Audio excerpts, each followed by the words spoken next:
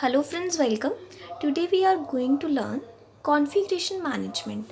Configuration management is a process of tracking and controlling the changes in the software in terms of the requirements, design and the functions development of the product. So configuration management एक ऐसा process है जिसमें हम control करेंगे जितने भी हम अपने चेंजेस कर रहे हैं किसी भी सॉफ्टवेयर रिक्वायरमेंट्स के अंदर, उनको ट्रैक करना, उनको कंट्रोल करना, उनको डिज़ाइन करना, उनके फंक्शंस को कंट्रोल करना, उनकी डेवलपमेंट करना।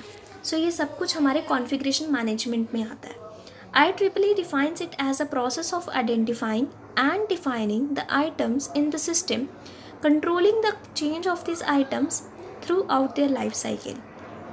IEEE जो हमारी स्टैंडर्ड है, जो हमारी उन्होंने क्या ऑर्गेनाइजेशन ने ये डिफ़ाइन किया कि जिस प्रोसेस को, इस प्रोसेस से हम उन्हें आइडेंटिफाई करेंगे, उन आइटम्स को डिफ़ाइन करेंगे सिस्टम के अंदर और उन्हें कंट्रोल करना, उनकी जो भी चेंज आ रहा है आइटम्स के अंदर उनको through out the life cycle उनको कंट्रोल करना, उनको रिकॉर्ड करना, उनकी रिपोर्टिंग करना, उनकी स्टेटस की, उन आइटम्स की, उनकी जो भी रिक्वेस्ट में चेंज आ रहा है उनको रिपोर्ट करना, उनका स्टेटस, और उनको वेरीफाई करना कि वो कंप्लीट हुई हैं या करेक्ट हैं या नहीं है।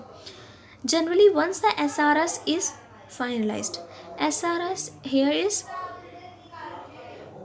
Software requirement specification.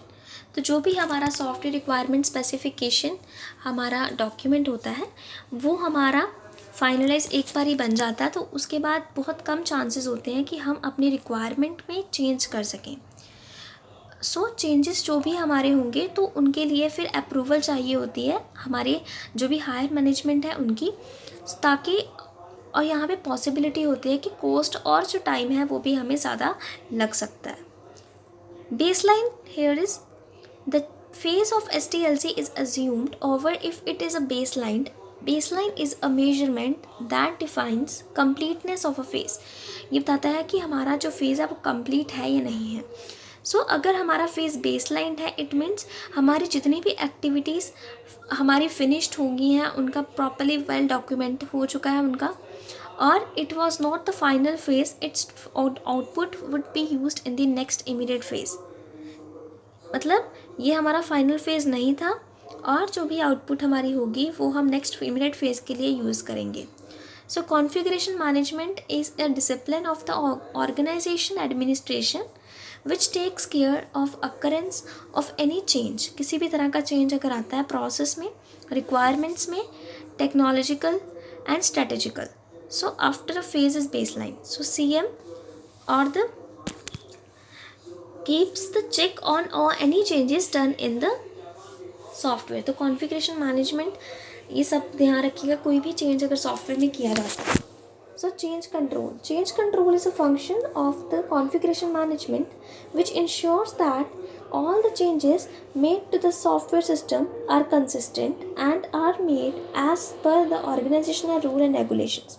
तो चेंज कंट्रोल एक ऐसा फंक्शन है कॉन्फ़िगरेशन मैनेजमेंट का जो इंश्योर करता है कि जितने भी चेंजेस हम अपने सॉफ्टवेयर सिस्टम में कर रहे हैं दे आर कंसिस्टेंट और उन्हें ऑर्गेनाइजेशनल रूल और रेगुलेशंस के विदिन ही बनाया जा रहा है। सो जो भी चेंज हम अपने कॉन्फ़िगरेशन ऑफ द प्रोडक्ट में जो भी हम चेंज कर रहे हैं, सबसे पहला जो हमें स्टेप होगा दैट इज़ आइडेंटिफिकेशन। हमें जो भी चेंज रिक्वेस्ट हमें जो भी मिली है, यूज़र ने जो भी चेंज करने के लिए रिक्वेस्ट किए हैं वो सबसे पहले जहाँ तो इंटरनली जहाँ तो एक्सटर्नल जो भी सोर्स है उनके पास पहुँचेगी। जब हमारी चेंज रिक्वेस्ट आइडेंटिफाई कर ली जाती है तो उसको प्रॉपरली डॉक्यूमेंट किया जाता है। Next is validation. फिर वैलिडिटी देखी जाती है कि वो जो चेंज रिक्वेस्ट यूज़र ने की है वो उसे चेक किया जाता है और उसको हैंडल किया जाता है, हैंडलिंग पूरा का पूरा कॉन्फर्म किया जाता है उसको। नेक्स्ट होता है एनालाइज। फिर देखा जाता है कि जो भी हमारा चेंज रिक्वेस्ट, जो भी यूज़र ने चेंज रिक्वेस्ट की है उसका क्या इम्पैक्ट पड़ेगा हमारे शेड्यूलिंग पे, कॉस्ट पे, हमारे कुछ अंदर एफर्ट्स पे। फिर उनका प्रॉपर जो भी हमारा इम्पैक्ट पड़ेगा उस चेंज का सिस्टम पे उसको एनालाइज किया जाता है। देन कंट्रोल करना। देन क्या होता है कि जो भी हमारा प्रोस्पेक्टिव जो भी चेंज आया है उसको हम देखते हैं कि उसका अदर एंटिटीज़ पे क्या इफ़ेक्ट पड़ेगा और वो अनअवॉइडेबल तो नहीं हो जाएगा, या इसके लिए यहाँ पे मैंडेटरी है कि जो भी हायर अथॉरिटीज़ हैं वो अप्रूवल दें हमारे चेंज करने से पहले सिस्टम के अंदर। सो अगर चेंज तभी होगा अगर हमारी हायर अथॉरिटी कह देंगी, अगर अदरवाइज जो हमारा चेंज रिक्वेस्ट है वो रिफ्यूज़ कर दिया जाता है। एग्जीक्यूशन, जो हमारा प्रीवियस फेज़ है उसमें ये देखा जाता है कि हमारी चेंज रिक्वेस्ट एग्जीक्यूट हुई है, जिससे फेज़ ये प्रॉपरली एक्शंस ले सके कि उसे अब किस तरह का चेंज एग्जीक्यूट करना है, और थोरो रिवीजन की जाती है अगर कुछ ज़रूरी होगी तो। क्लोज रिक्वेस्ट, और अगर एक बार ये चेंज जो है प्रॉपरली वेरीफाई कर लिया गया और उसकी करेक्ट इम्प्लीमेंटेशन देख ली गई है और उसको रेस्ट ऑफ सिस्टम को भी जो भी हमने चेंज करना था वो कर दिया गया है पूरे सिस्टम के अंदर, तो हम चेक करते हैं कि जो भी हमारा नया सिस्टम बना है तो उसके सारे के सारे जो भी डॉक्यूमेंटेड कर लिया जाता है, उसके अंदर जो भी चेंज होता है और जो रिक्वेस्ट है उसको फॉर्मली हम उसको क्लोज़ कर देते हैं, क्योंकि हमारे जो पॉसिबली जो भी चेंज करना था वो चेंज हो चुका है। क्योंकि हायर अथॉरिटीज़ की परमिशन मिलने के बाद ही हम जो भी इसमें चेंज हो सकता है वो पॉसिबल होता है। तो अगर वो चेंज जो है वो पॉसिबल हो गया है तो हम उसके बाद अगेन डॉक्यूमेंट तैयार करते हैं और अगेन हम वो जो रिक्वेस्ट है फिर उसको हम एंड करते हैं।